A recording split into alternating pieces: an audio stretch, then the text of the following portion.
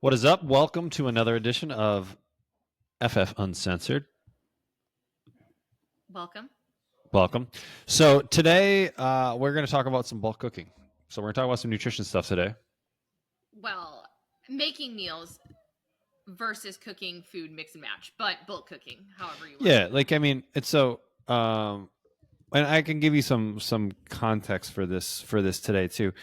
So Aaron and I over the weekend, we haven't really been doing a lot of this lately, but we got back into, we kind of just made a bunch of stuff in mass because we knew we weren't going to be getting well-made meals this week. And so we're like, okay, we're going to need some like mix and match stuff for lunches. We did a bunch of things and we kind of realized that like, hey man, like this is actually way easier than bulk cooking like recipes. And what we did was, I'll just kind of tell you the things that we made. So we did a bunch of rice. So we did a bunch of white rice. We baked a bunch of carrots, cut up carrots. We mixed up some like cucumber and tomato salad type stuff. I threw probably 6 pounds of chicken thighs on the grill. We cooked up about 2 pounds of just hamburger. And then she also roasted some butternut squash. So, which didn't take us all that long. We were probably cooking for like a little over an hour, give or take. But now in the fridge, we can mix and match a bunch of different things. Oh, and we had some pulled pork that was kind of left over from the week before. And so I don't know. I just find cooking like single ingredient type stuff. And when I say single ingredient, like a bunch of butternut squash, but yeah, there are gonna be some spices and other things on it. And then you just mix and match. Like for lunch, I'm like, okay, what do I want for a protein? Sweet. Do I want pork? Do I want beef? Do I want chicken? Pick it. Sweet. What do I want for a side? Some veggies. Do I want cucumber, tomato salad? Put some olive oil on it and some feta cheese, salt and pepper. Or do I want some butternut squash? Right. And then So grab some carbs. It's kind of like this is you have your base, and your base is like your carb. Don't worry, it always goes on the bottom. The rice, the butternut squash, sure. Whatever. There's your that. Then you pick your protein, and then you can toss your veggie in if you have an extra one that you're gonna toss on the side. Lettuce can be another base that you have, like if you're kind of trying to do a little less. You can think about it like a bowl, right? Like just think about it like a bowl that you might get at Chipotle, a bowl that you might get at. What other bowl places? Hey, remember the place that we went in DC? The Mediterranean place where we got bowls at? Yeah, that was also very good. Yeah, very, very good. But it's like, what kind of toppings do you want to put on there? So then you build, like butternut squash. It's one of those things you can season it, but then you could re-season it again. So you could use regular like salt and pepper, or like just cook it with a little bit of oil. And then if you want to season, butternut squash works really good sweet, where you could put like cinnamon and stuff on it, or you could do a little more savory with it. And you can make a couple different meals that way as well. Yeah. So one really good meal that I had was pulled pork, butternut squash, and rice. And then I put Red Hot on it, so it had a little bit of a spice to it. But then I also put a little bit of, we get this pretty good barbecue sauce that I threw on it. So it was kind of like, and it was a little bit of like a sweeter barbecue sauce. It was like sweet and spicy, and just all in a bowl. Just mix it up. So one of my favorite meals is butternut squash, ground beef, and a little bit of feta cheese. Interesting. Yeah, like super simple. I guess you could sauce it, but I never have. There was a meal prep place when I lived in Dallas that I used to go and get meals at, and they did that one. They also used brown rice noodles in it. So it's butternut squash, ground beef, feta cheese, or goat cheese, or whatever. Like you have options. But that was always one of my favorite meals. And I used to be like, oh, well, I need the noodles. You don't. It's fine without it. Use more butternut squash. Butternut squash is probably one of my favorite fall ones. I'm a cheater and I buy it pre-cut at the store. I was gonna say, I was like, I wish it was just easier to. It takes a little bit of, your forearms get a little bit of a workout trying to cut it all up. Not the end of the world, but do you peel it, or do you try and cut it and then cut it from the peel?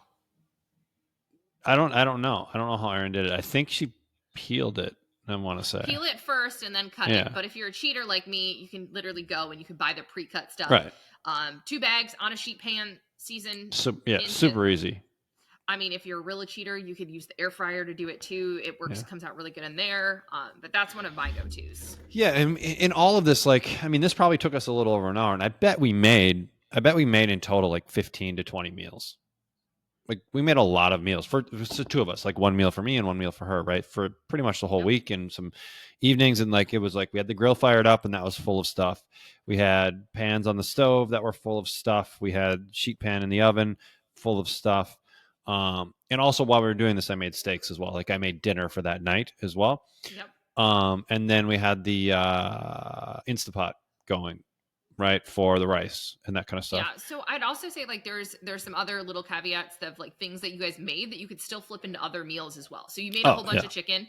Like, the chicken can then be used, like, if you cut up peppers and onions, you could cut the chicken back up. You can now make fajitas with that. Yep. You could make any kind of bake that you would use chicken in, like if you want to do that way, that you could make a soup up and then you could toss the chicken into it as well. Like, there's a lot of versatility with just having your proteins prepped.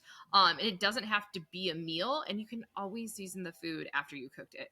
I mean, I'm always seasoning salt, pepper, garlic on everything, usually like hands down to go. But chicken can very easily salt, pepper, garlic, and you could still put taco seasoning on it or anything like that to make it into something else. Yeah. And it's so much easier. And if you want some veggies too, like, you can, many times we'll do like carrots and hummus, or like we'll have like baby carrots in the fridge. So if I don't have like other veggies that are ready, like, I'll just grab some of that. Right. Or you could have the pre-made salad bags that you just pull one of those out, throw it together. There's ways to make this really easy. And I don't know. I think sometimes when you're trying to prep recipes, it just takes way longer because you're trying to like do a recipe, and like there's time and place for that. But I'm just like, for the vast majority, I'm not that picky for most of my meals. And so it's just kind of like, I need some food.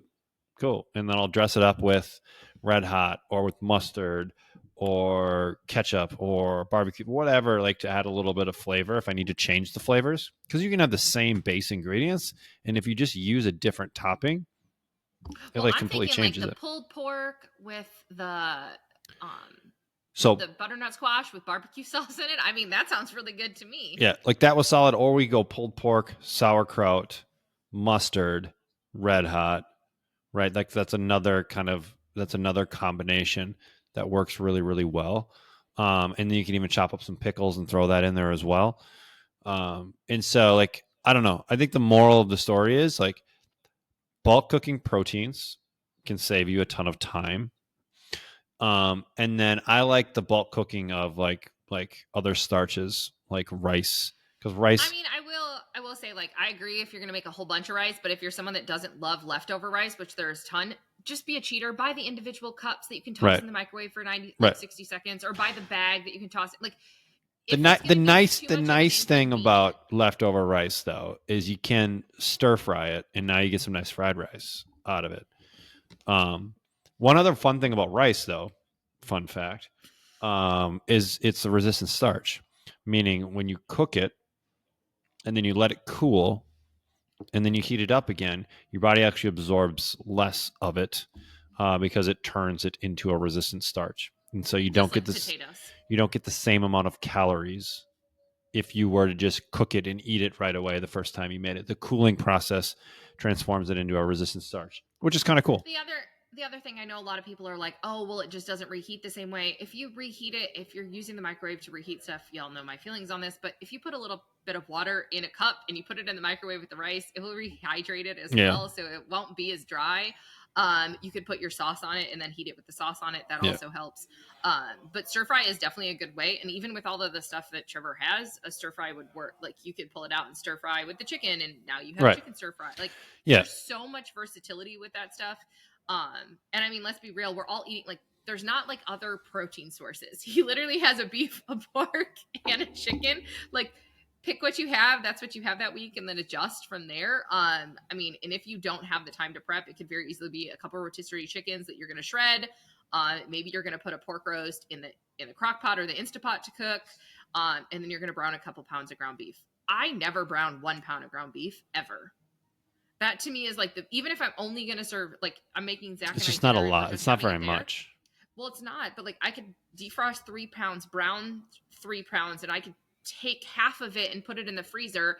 And the next time I need ground beef or something, it's already cooked and I've saved myself a ton of time. Like, don't make your life as easy as possible. Like, if you know that you're going to run into a jam the following week, pulled pork when I'm cooking 1 week can very easily be like frozen, Yeah. shredded, frozen, Easy. and pulled out the following week if I know I'm going to be in a jam the following weekend or something. So like, it's just like really looking at your stuff and planning it. The other thing I want to say is like if you have these things, what are you going to eat together? And like having some ideas of how you can mix and match, because I think sometimes for some people that can be really overwhelming. Like, oh, I made all of these things. Now I have all these combinations. What combinations sound the best to you? Make them work. And pick foods that you actually like. If you don't like, I'm not a carrot eater. I'm not going to roast carrots like Trevor and Aaron did. Like, pick foods you're actually going to go in the fridge and open it up. Like the Greek salad, the tomatoes and cucumbers, that's a go-to for me. I personally prep them all separated and then I put them in a jar because I don't like them sitting in there mixed. Yep. And I put avocado in mine. So like, I'm going to make mine a little fresher, but I mean, everything's there. I just scoop and add.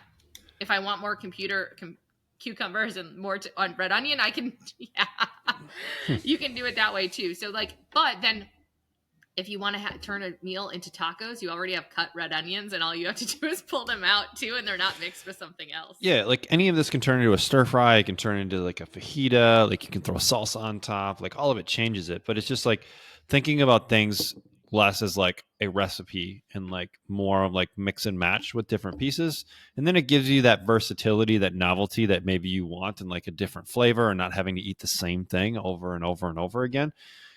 And then you will have like, this may creep into people's minds like, I don't have time to bulk cook. I'm super busy, this or that.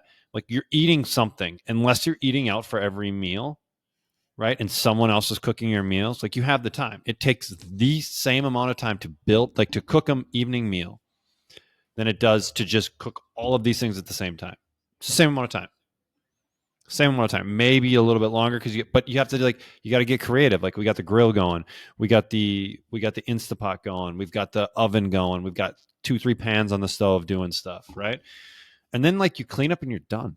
Like that's the cool thing is like you don't have this like kitchen full of stuff every night. Like so, crock pot, another one.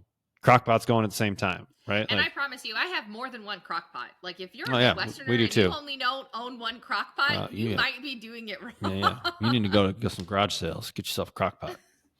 Oh, and I am going to say that our Sam's Club has this Ninja came out with a crock pot that you can sear in it. Interesting. Yeah. So I may have purchased one. I haven't opened it yet. I have 3 crock pots trying to decide if I need another one. But a crock pot, honestly, if you're not using your crock pot on a regular basis to make your life easier, you are truly missing out. It is hands down a good That's how we did our pulled pork. It was like 16 hours in the crock pot. Just set it. It was big. It was a big roast. The other thing too is like canned stuff. Canned beans, canned tomatoes, canned that kind of stuff. Like those don't need to be cooked. Like if your stuff is hot, I just throw that stuff in. Like I don't need to heat up my beans in order to put it in my meal. My food is hot, throw it in, mix it around.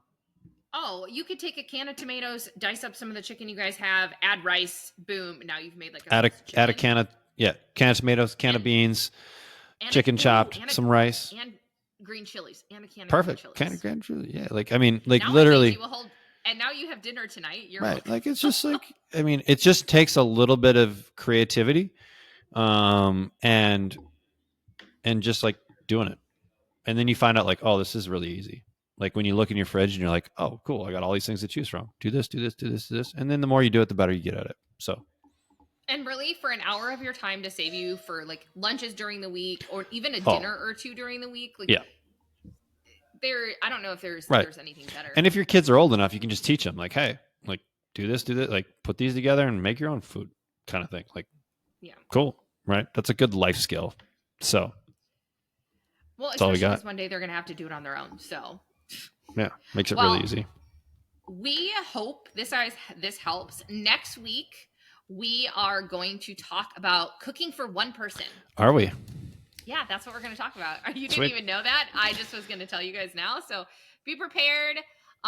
We hope this helps. If you guys have some combinations that you guys love and are really helpful, that you do something similar to this setup, share it with us. We would love to hear them. It will help a ton. Have a great day, guys. See ya.